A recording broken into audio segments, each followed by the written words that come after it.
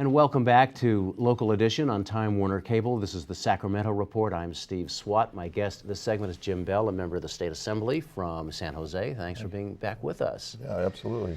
Before we went on the air, we were talking about sort of a general lack of government efficiency that you see out there, primarily on the state level, that so many state programs just don't seem to be working the way they're supposed to, perhaps. And you brought up the state budget for the month of July, the first month of the new fiscal year. The state budget in terms of tax receipts for $400 million below what we had anticipated. So, you know, already that and a structural deficit, it seems like we're out of whack moving forward in terms of the budget. But you've got some thoughts, and I know as a former supervisor, a local supervisor in San Jose, that you think some of these programs could be shifted to the locals?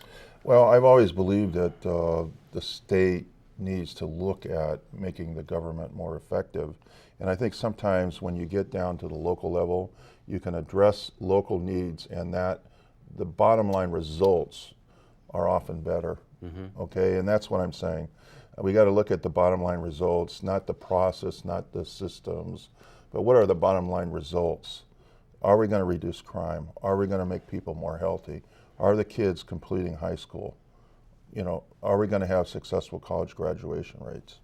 Those are the bottom lines. And of course, citizens, I think, feel closer to their city councils and their boards of supervisors than they do regarding the state or even or Congress. And so I think there's more of a connection there. There's a little more accountability. Yeah, and I think a lot of times you can solve problems locally better. Like if you get the collaboration of nonprofit organizations, community organizations to work on a problem, something the state can't do very well. The local governments can do it a lot better. Of course, that's one of the outcomes we've seen on the state parks situation, where a lot of nonprofits in communities have gotten together to help restore certain state parks that originally were slated for closure. Right, and I think you can use examples of really problems that we haven't been able to do a good job on. Criminal justice problems. We have a 73% recidivism rate in California. That means 2 years after they're let out of prison, 73% go back into prison. $50,000 a year to put somebody in the state prison system. We got to do something about that. That's taking money away from colleges, education.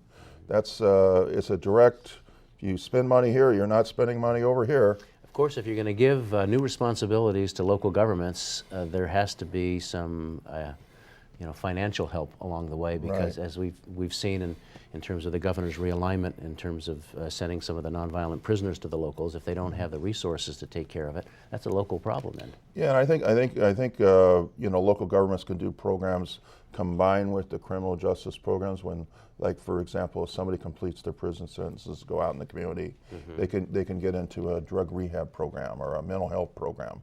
25% of all California prison inmates have mental health problems. So when they're coming in as a result of the problems that were created with their mental health problems and substance abuse. 85% of the inmates have some form of substance abuse.